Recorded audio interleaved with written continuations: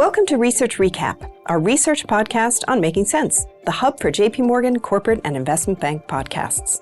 In each episode of Research Recap, we'll bring you the latest industry analysis and research insights from our team of award-winning experts.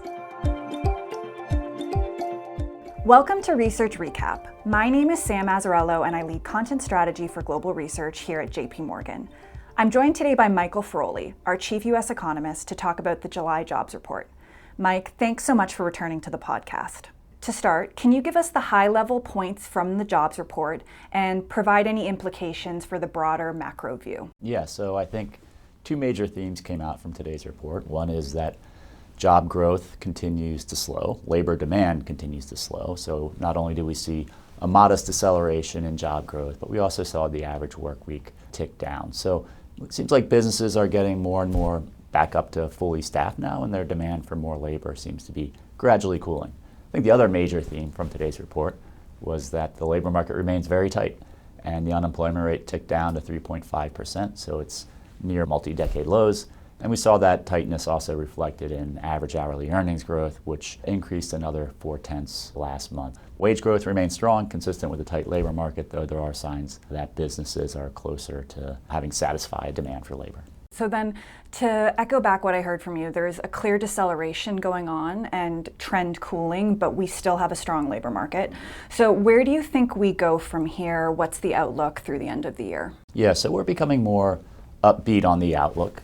We no longer think we're going to slip into recession by the fourth quarter.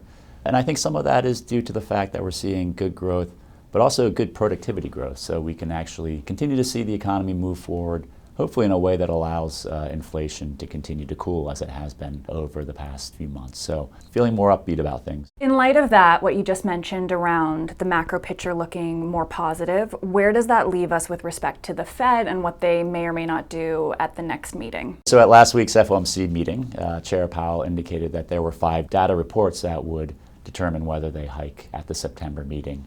The ECI, which came in last week, the Employment Cost Index, that came in modest and consistent with them staying on hold. I thought today's report was probably a little bit hawkish. In isolation, I would think that might lead the Fed to hike in September. Now we also have 3 other reports, so 2 more CPIs and 1 more jobs report. We get the CPI next week.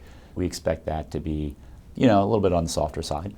We still are of the mind that the Fed will stay on hold and not hike at the September meeting. But that being said, there are 3 more important reports, so stay tuned, but that's our view for now. Excellent. Mike, thanks for your insights as always. Looking forward to talking to you again next month.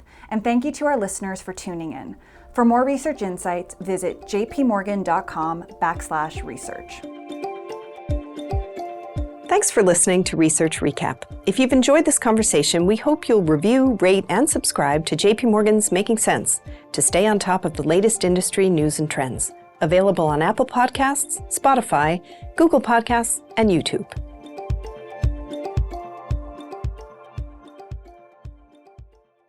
This communication is provided for information purposes only. Please read JP Morgan research reports related to its contents for more information, including important disclosures. Copyright 2023, JP Morgan Chase & Co., all rights reserved.